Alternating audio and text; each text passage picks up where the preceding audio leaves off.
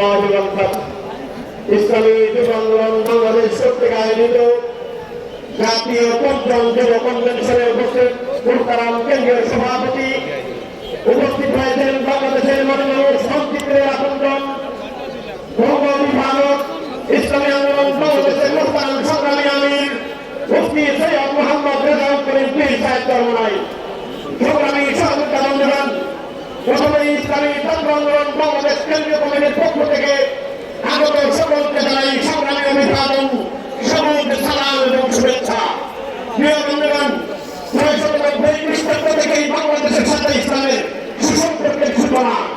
এই ধারাবাহিকতায় স্বচ্ছ ভারত খ্রিস্টাব্দে মোহাম্মদ বিন কাসিমের নেতৃত্বে ভারত বিজয়ের মধ্য দিয়ে এই পাক ভারত উপমহাদেশ রাজনৈতিকভাবে ইসলামের ভূষিত ছায়ায় আশ্রয় গ্রহণ করে।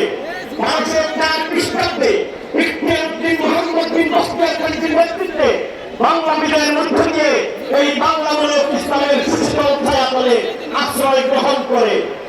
পরবর্তী সময় থেকে নিয়ে ১৭৫৭ পর্যন্ত বাংলা এবং ভারতের বিভিন্ন পর্যায়ে সামাজিক জায়গায় ইসলাম সামগ্রিকভাবে প্রভাব সৃষ্টিকারী দিনের নাম ছিল ইসলাম। যেমন ব্রিটিশ আগমন পরবর্তী মুসলমানরা নির্যাতনের মুখোমুখি হয়, নিষ্পেষিত হয় এবং তার পরবর্তী তার প্রেক্ষিতে ৪৭ পরবর্তী পাকিস্তানি কাজ এবং বৈষম্যের কারণে ৭১ আমরা মুক্তিযুদ্ধের মধ্যে নতুন আরেকটি পতাকা নির্মাণ করি, নাম বাংলাদেশ।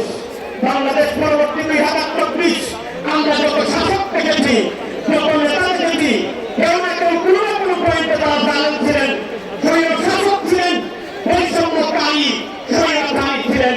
এজন্য আমরা বাংলাদেশের এই ইতিহাসে আমরা দেখি যে আমাদের ভালো নেতা না থাকার কারণে, নৈতিকতা সম্পন্ন নেতা না থাকার কারণে বাংলাদেশ স্বাভাবিকভাবেই শান্তি এবং নিরাপদ একটা বাসস্থান তৈরি করতে পারে নাই আমাদের জন্য।